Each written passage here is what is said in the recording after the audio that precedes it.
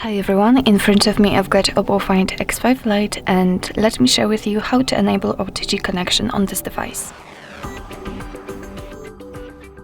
So first of all, let's enter the settings, and here we have to scroll down to the very bottom to find system settings.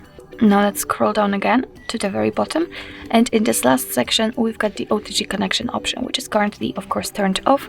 If you'd like to turn it on, just tap on the switcher, and from this moment this option is active. If you'd like to turn it off, you've got two different ways to do that. You can do it of course manually, just by tapping on the switcher again, or as you can see here, we've got the information that this option will be automatically turned off when it will be not in use for 10 minutes. So it's up to you if you want to wait or just turn it off manually. So basically that's all. This is how to enable OTG connection in your OPPO Find X5 Lite. Thank you so much for watching. I hope that this video was helpful, and if it was, please hit the subscribe button and leave the thumbs up.